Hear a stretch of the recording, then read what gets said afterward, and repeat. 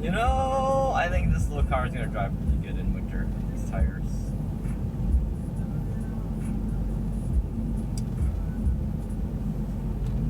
Well, first drive in snow with the GP3. I gotta say, you know, it's all about the tires, really. I mean, clearance-wise, yeah, it's not gonna help, but the reality is, tires are what matters in winter, really. Like, I had a R58, my little Mini Cooper coupe, and I had winter tires on that thing for 6 years, and that thing was rock solid. I don't think I got stuck a single time with that, actually. But of course, you know, ice. No one wins on ice. Unless you have actual studs or chains, but winter tires do help on ice a lot more compared to all seasons, so. Yeah, I got the, what are they, Wind Track Pros? Decent price, about 200 bucks a wheel or tire. Or less than, actually, 180 I think. And I think my rims, wheels themselves, were about 200 I think, so worth it for a full set of winters. Look at that, no spin.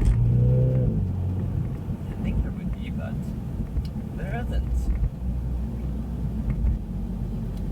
It's pretty solid in that regard.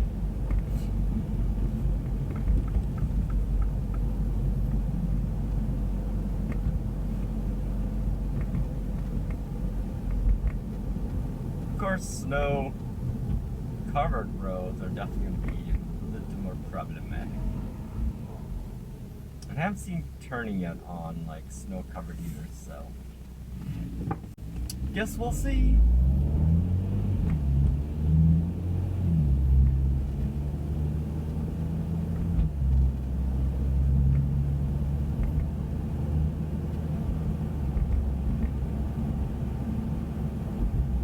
Yeah, it's funny though, the hardest part with this car is trying to keep it underneath 100 miles an hour on the freeway when you have fun. Like, I see why they have a speed limiter warning on it, on this car, so, yeah. But yeah, definitely no regrets so far, you know. I know I'm gonna miss my Countryman and the all-wheel drive here this winter, but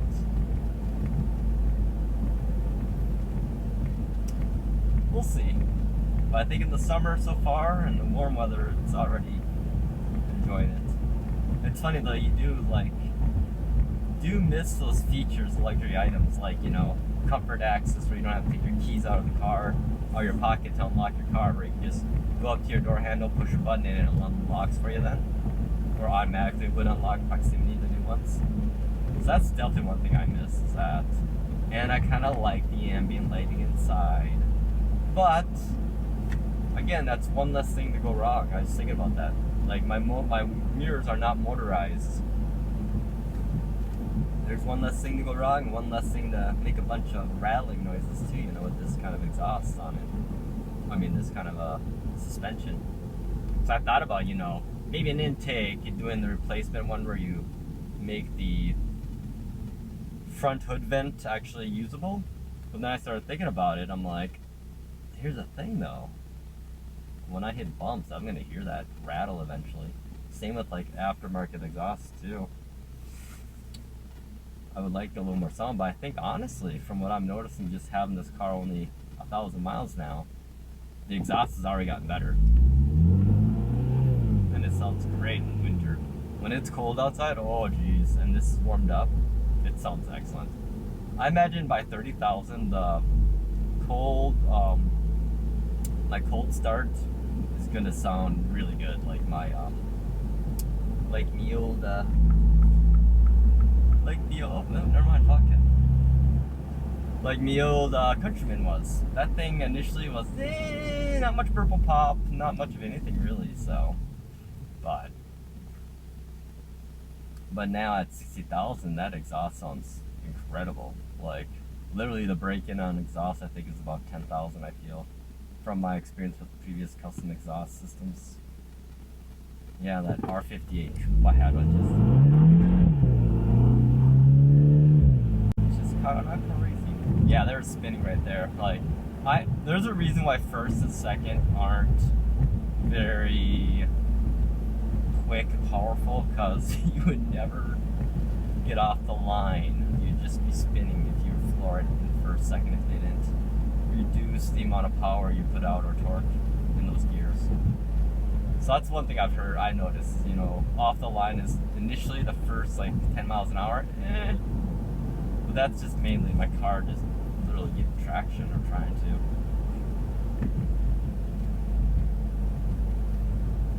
Yeah, it's funny, like I'll drive like pretty casually in that regard. Like I'll drive speed limit, and then next thing I know I got like big ass SUVs just tailgating me, which I don't get. Like SUVs, your vehicles are 3,500 pounds. I have a 2,800 pound vehicle. I could stop on a dime. You can't. Why are you tailgating? So then what they do, they tailgate me for like about 5 minutes or so, right up my bumper.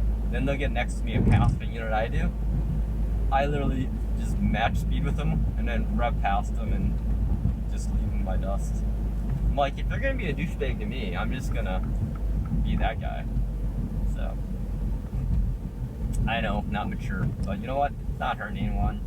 Those people are just idiots anyways. Like young people,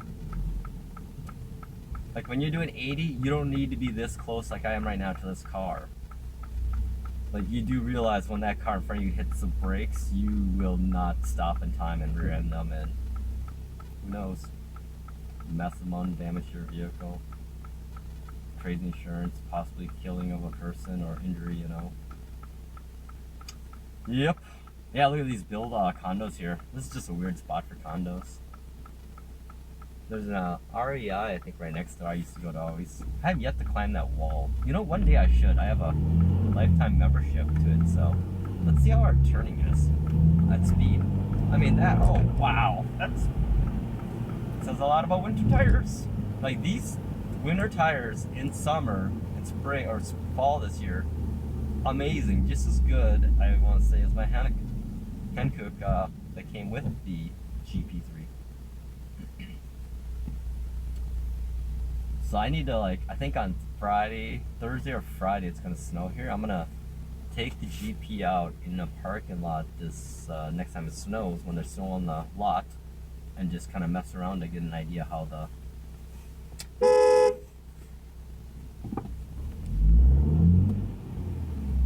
people are kind of dumb, aren't they? Look at their fucking cell phones. I don't even have my phone even reachable at this point in my car ever. That's a sad thing I noticed. Like, I have friends that have nice ass cars.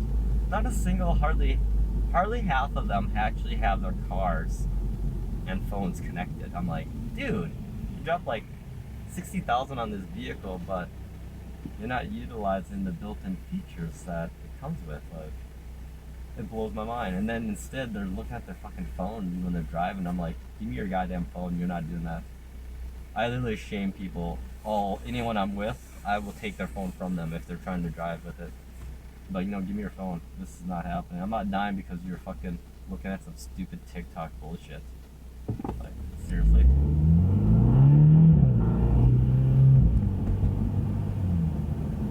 Like, come on, people. You're running around with 3,000 pounds of steel moving at a crazy rate that could easily kill a bunch of people.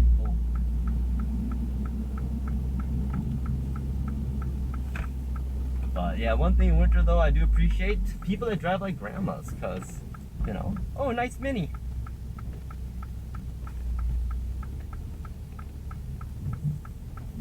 I